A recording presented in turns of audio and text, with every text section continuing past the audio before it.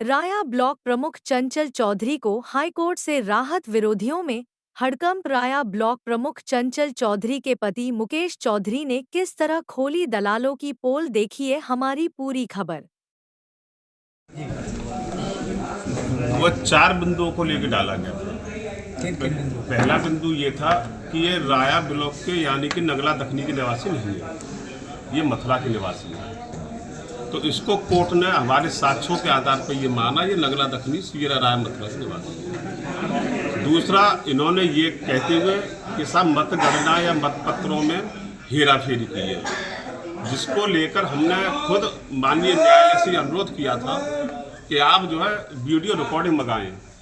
तो उसके एवज में वादी पक्ष याचिका करके कोई भी साक्ष्य नहीं दे सकी, उसमें भी हमको आरोप मुक्त कर दिया गया। तीसरा बिंदु जो बनाया गया था परिवार की संपत्ति के विवरण को लेकर, तो उस बिंदु पर बीडीसी का इलेक्शन का रिजल्ट 2 मई 2021 को आया था और पिटीशन डाला गया था 5 अगस्त 2021 को।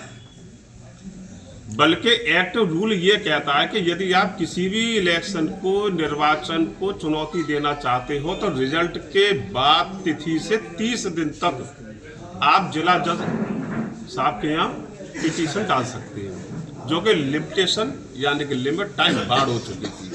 उन्होंने कितने दिन बाद डाला था? 5 अगस्त 2021 को। लेकिन जो एडीजे 7 प्रदीप कुमार मिश्रा जी, जिसको हम मी लॉर्ड के नाम से जानते हैं, वो मी लॉर्ड नहीं निकले।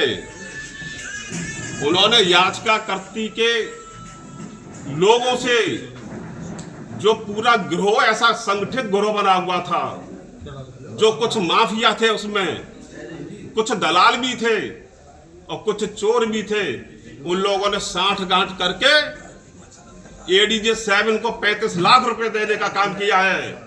और सुनिए एक सेकंड, एडीजे 7 उस न्यायालय में जो हम न्याय का मंदिर मानते हैं और जज को भगवान का रूप मानते हैं, उसने उस पर कलंकित करने का काम किया है और उसने करप्ट प्रैक्टिस मानते हुए हमको अयोग्य घोषित कर दिया था। बल्कि जनता के जनादेश के आधार पर चंचल चौधरी प्रमुख निर्वाचित हुई थी और जनता के जनादेश को नकार दिया धनबल के आधार पर और करप्ट प्रैक्टिस खुद की, और हमको करप्ट प्रैक्टिस का शिकार बना के चंचल चौधरी को अयोग्य घोषित कर दिया था।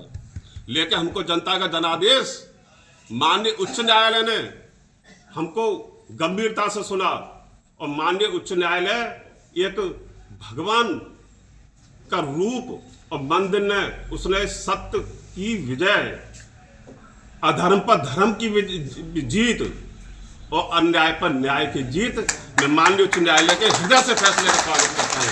आपने एक बड़ा आरोप है, आपने भ्रष्टाचार की बात कही है। न्याय क्रिया के एक बड़े लोग, उनके सबूत है हमारे पास, उनके प्रूफ है हमारे पास। और नौजीर ब्लॉक पर भी करप्ट प्रैक्टिस वो व्यक्ति ने अपनाई और वो जज महोदय 1 महीने की छुट्टी पर चले गए, नौकरी के लाले पड़ रहे इस व्यक्ति के पीछे जो है।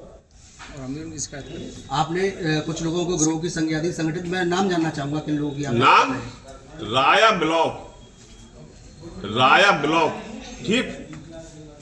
जब हारे, अरे जनता के जनादेश पर निर्वाचित हो गए, अब अपनी आगे की तैयारी करो, शादी ब्याह में जाओ, लोगों से सम्मान करो, लोगों के सुख दुख में साझेदार हो।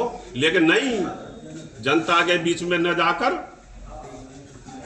और गिरोहबंदी बनाकर सीधे न्यायालय की शरण में जाते, वहां साठगांठ करके अपना पक्ष में फैसला कर लाते। लेकिन मैं तो, जो हमारे वादी पक्ष है वो भी हमारे भाई हैं और मुझे बड़ी शर्म आती है कहने में भी कि उन लोगों ने इनके गिरोह में फंसकर, वो तो सीधे साधे किसान के बच्चे हैं, अपना कारोबार करते हैं, वो राजनीतिक व्यक्ति नहीं है, लेकिन वो राजनीतिक गिरोह के चंगुल में फंसकर अपनी भी तबाही और हमारी भी तबाही। हम 3.5 साल से कोर्ट में एक पैर से खड़े रहते हैं, 3.5 दिन नहीं बैठे हम ब्लॉक पे जो है, और आज भी वही स्थिति।